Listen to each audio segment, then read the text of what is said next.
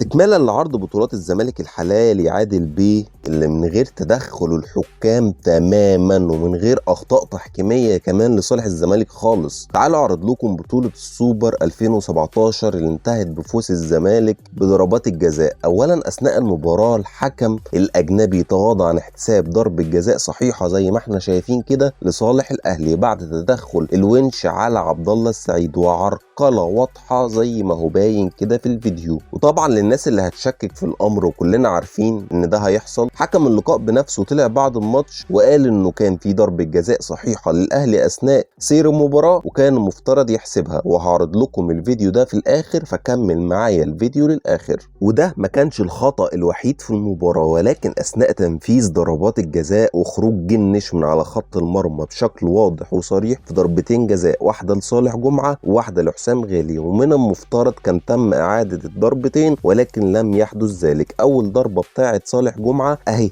واثناء التسديد وقبل ما يحط رجله في الكوره اتفرج وشوف جنش كده رجله فين، بعيد تماما عن خط المرمى، وعشان كده ضيق الجول على صالح جمعه وقدر يتصدى للكوره بسهوله لخروجه عن مكانه الطبيعي. والكوره الثانيه كوره حسام غالي، ودي بقى جنش ساب المرمى خالص، تقريبا كان عايز يقف في 6 يارد، وبغض النظر عن تسديده حسام غالي ولكن انت شايف جنش واقف فين بعد الخط بقد ايه. ورغم كده الحكم المساعد ما عادوش الكوره، ورغم انها كانت لازم تتعاد وكسب الزمالك بطوله السوبر بالاخطاء التحكيميه الواضحه اللي احنا شايفينها قدامنا دي واللي احنا عرضناها. لتضاف بطوله جديده حرام لبطولات نادي الزمالك الحلال 100% على حد كلامهم وتعبيرهم زي ما هم بيقولوا طبعا، وده كلام كله كذب في كذب، كلنا عارفين ده.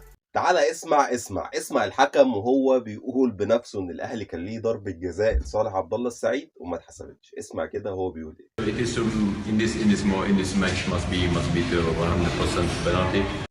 اهو مش انا اللي بقول، الحكم اللي كان بيدير الماتش هو اللي بيقول وضربه الجزاء ما اتحسبتش والزمالك كسب البطوله. ومش بس ده الخطأ الوحيد في المباراه، لا، ضربات الجزاء جنش اتقدم زي ما وضحت في الفيديو مرتين وبرضه الحكم ما عادش اللعبه. دي كلها اخطاء تحكيميه استفاد منها الزمالك وكسب بطوله سنه 2017 بيها، وهي بطوله السوبر المصري. احنا ليه بنظهر ده كله وليه بنبين ده كله؟ بنبين ده كله بسبب الجمهور اللي بيفضل يقول اصل احنا دايما مظلومين، اصل احنا دايما مقهورين، وكل الفشل بتاعهم بيعلقوه على الحته دي بس، والحته دي مش صح خالص. بالعكس، انت من اكتر الانديه اللي بتتجامل، من اكتر الانديه اللي بتستفيد باخطاء الحكام سواء مقصوده او غير مقصوده، زي ما احنا شفنا وزي ما احنا بنظهر في كل فيديو بنقدمه هنا على البيج.